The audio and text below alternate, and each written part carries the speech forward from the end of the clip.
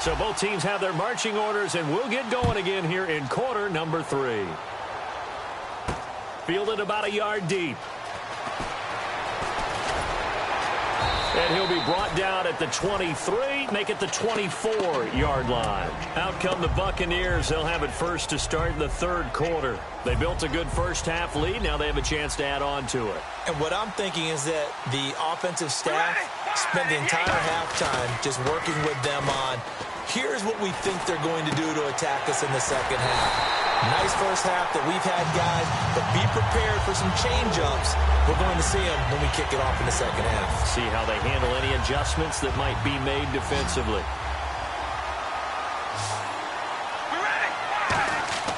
On 1st and 10, here's Carr. And Brate, the tight end's got it. 7 yards, the pickup on the pitch and catch. When you execute a drag or a crossing route really well and give them a chance to let it develop a little bit, you can gain some significant yardage hitting your tight end on that one. On play action, now Carr. He's going to launch this thing. That's caught inside the 20. A gain of 32 that time. All right, partner, that's it. That's a video game highlight catch right there. Acrobatic, one hand, come down with the football. Look, if you and I are playing Madden right now, I'm throwing down my control. I'm done. That's it. I can't do this anymore. Yet, we see it happen just about every week. All these guys need is a chance, and they're making those types of plays, even if we don't believe what we just saw. 9 yards is the pickup there, and they'll have a 2nd and 1. And third quarter here, you've got the lead. This is where that strong run game can really benefit you. Stayed in bounds there, cut the clock going. I like all the points you just made there. And if you throw the football and it's incomplete, now you've stopped the clock and you've helped out the guys on the other side of the ball. So keep it in the hands of those runners. Keep moving it. Keep grinding clock. All right, here we go. They'll try and run for it with McCoy. Losing 2 yards that time, and now it's 4th down.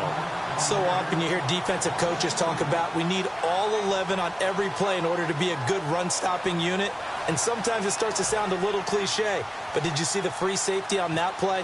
Knifing through and running down the ball carrier. A huge, huge play. And when you have a free safety who can run like that, you've got to turn him loose.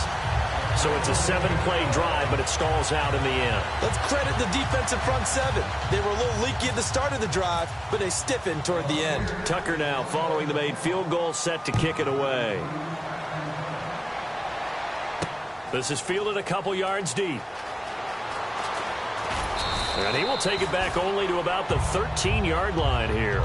Here's a look at the 49ers offense as they make their way out for their first possession of the second half. They're down in this game. A chance for the offense, though, to put something on the board, get some momentum here in half 2. Try and get things kick-started for them. And you know at the half, they discussed how they were going to get that done. This is where scripting comes into play a lot of the time. How many plays do you script coming out of the second half? Most of the time in the first half, you're scripting 12 to 16. I think in the second half, you're really scripting more like 8 to 10. Kind of a starter or an opener, whatever terminology they use. Just something to get you off to a quick start. This is Lynch. And he'll go down after losing yardage at the 10. It's a loss of 2, now 3rd down. Well, they've gone backwards so far in this series, 3rd and 13. Brandon, that play typifies what we've seen from the offense all day long. They've had no success getting things going. I think for the offensive coordinator, he's got to go to that side of the play sheet that says, try something different. Try some specials, something they haven't seen all day to try and get this offense kick-started. You got to give some credit. They're able to hop up in the air and bat that one away. And that's frustrating for an offensive lineman because the only recourse is when he goes in the air to try and get some type of a pop or a shove, hoping to bring his arms down.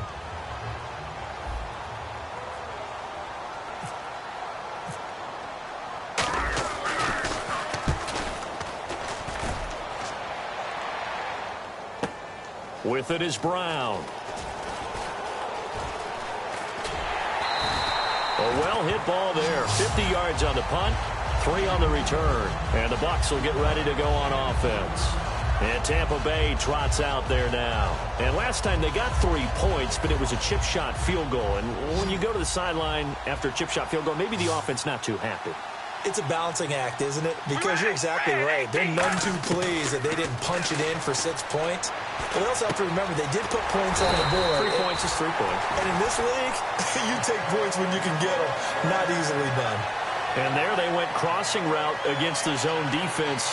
What do you think of that? Takes real coordination between the passer and the receiver because you got to read those zones and where the open spots are and be on the same page with the guy throwing the football. Because sometimes you're throwing it in front of the zone. Sometimes you're throwing it between the zones. Sometimes the receiver's going to just kind of find a spot and what we call sit down and present. And with the play clock at 5, we're going to get a timeout. It's just their first, so 2 remaining as they burn one here in this third quarter. And the coach has decided to throw the red flag. He will challenge this play.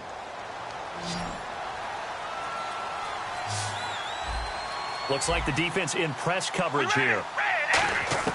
Carr now on first down. Now he'll dump it underneath to his running back, complete. And he's brought down.